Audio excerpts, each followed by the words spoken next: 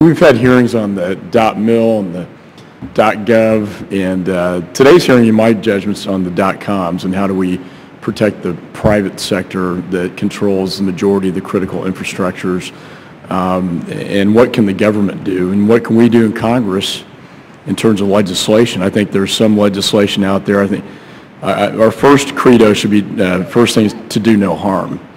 And I think sometimes we legislate when there's a law of unintended consequences, and I'll get to that in a minute. But I just wanted to, I remember working at the Justice Department with the FBI on then InfraGard, and then the ISACs came around, and they've been around for about a decade. And we're still not there, in my judgment, with the ISACs in terms of full, Dr. Almoroso, as you mentioned, full real-time information sharing. And you made a comment that I wanted to follow up on that was real interesting. That is, you need a team of lawyers to talk to the government. And I know there's a FOIA exemption for critical infrastructure sharing, but I don't know if that's always applied or if that exemption always attaches to that information sharing. But could you elaborate, Doctor, on that point that you made? This is Sparky, yeah. There's a concept I know you're aware of signature. So somebody figures out that there might be an attack, and if you look for this particular file or this command, there's some little tip that would help either an operator or government or anybody figure out that this attack is going on. It's sort of the currency that we all work in. That's how we tip each other off in cybersecurity. We provide signatures.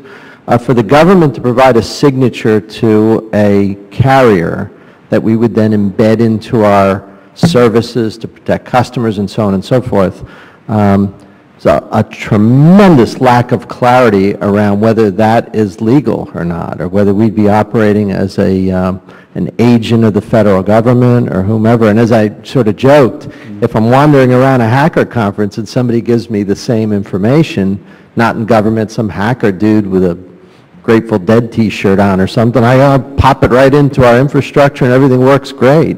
So that lack of clarity, it really points to the fact that depending on which attorneys you're talking to or which person, some might say, oh, no, you can do that. Others would say, no way can you do that, and I work for very conservative firms, so we're going to err on the side of not doing it. So we need clarity there, and I think that's an interesting point. And Mr. McGurk, how can we fix that? I mean, what would you propose? You know, we are, I assume we're going to be legislating cyber out of this committee, subcommittee, and what would you propose?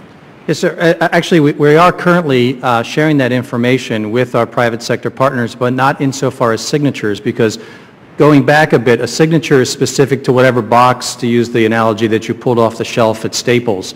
If it may be system specific or product specific. So what we can share and derive are the smaller part of that called indicators.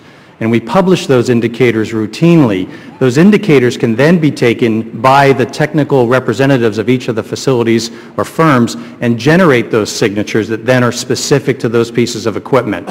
So we are currently doing that. In fact, in light of the recent situation with the two-factor authentication issue, we produced about 26 indicators that asset owners and operators could then load into their systems to look for malicious activity. So it is a very complex but multi-pronged approach that we're taking to provide actionable intelligence to the community. I agree with Dr. Amoroso. I think clarity would be helpful, whether that comes through legislation or through policy within the executive branch. But lastly, just to throw out there, I mean, how do we incentivize the private sector to harden its networks?